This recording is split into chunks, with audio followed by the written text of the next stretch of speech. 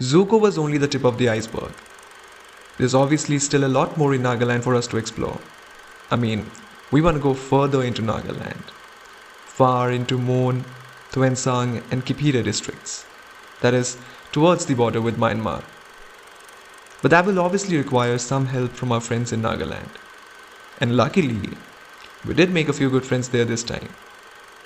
Throughout our trip, we met a lot of great people in Nagaland who were very warm and hospitable.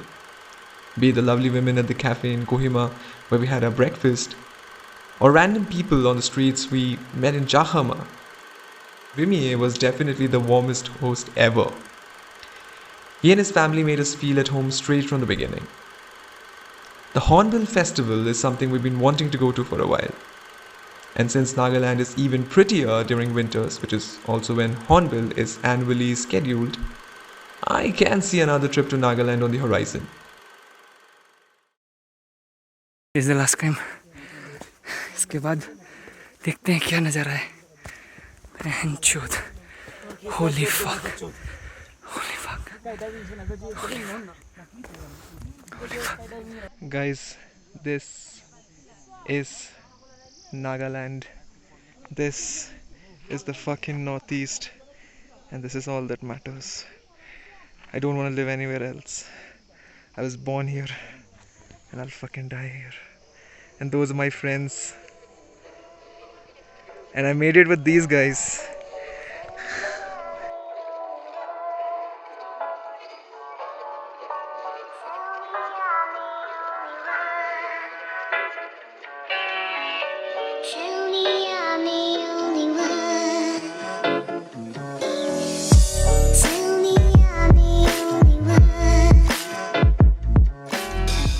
So there's a special kind of flower that blooms only during a particular season in the entire valley.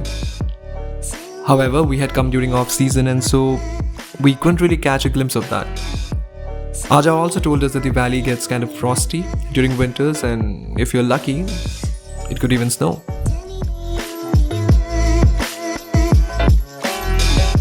Now just reaching the top isn't enough.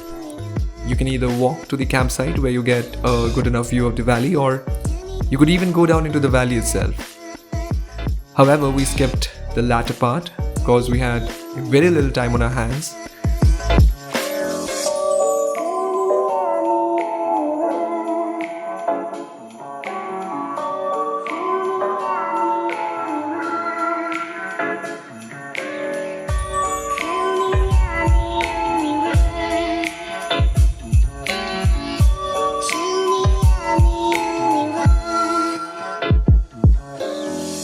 Most trekkers climb up, spend the night at the campsite on the hilltop, and then climb down the next day or even later. However, we decided we didn't want to camp at Zuko Valley.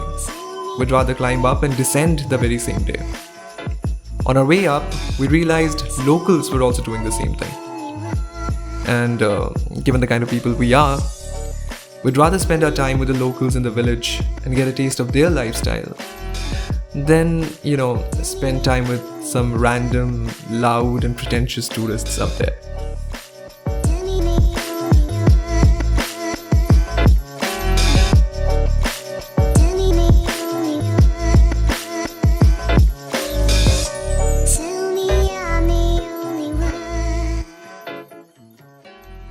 Not know how clear this is, but this is one town or village. Then this is another. There's another one here. I do not know if this is Jakama, Kohima or what, but whatever it is, it's pretty.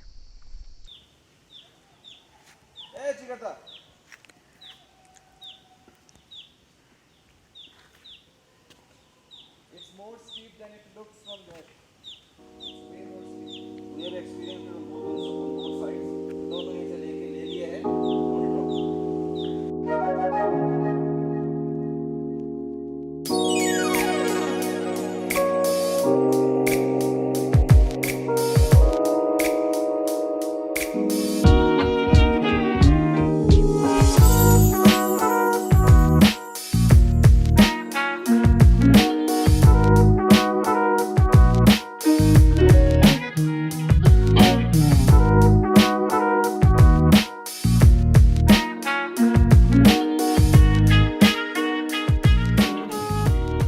Unlike our ascent, we did lose a lot of time on our way down.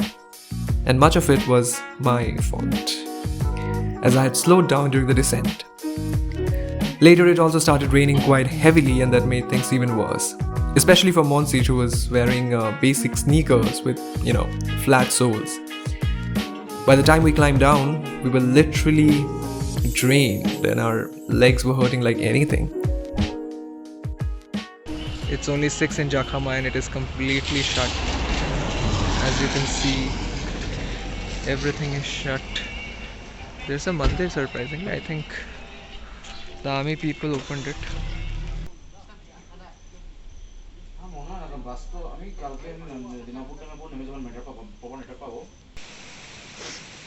Still very early in Nagaland.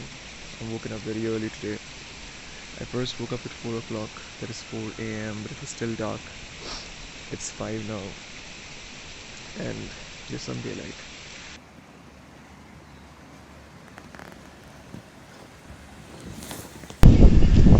Currently on our way out of Nagaland.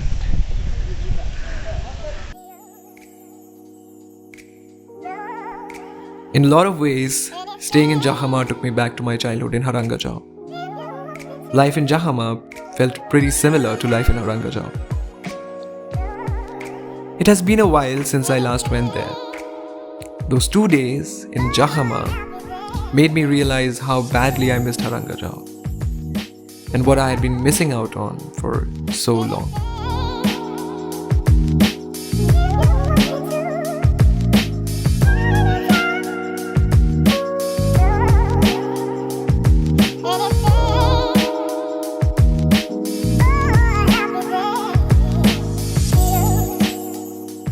The next morning, we started out very early.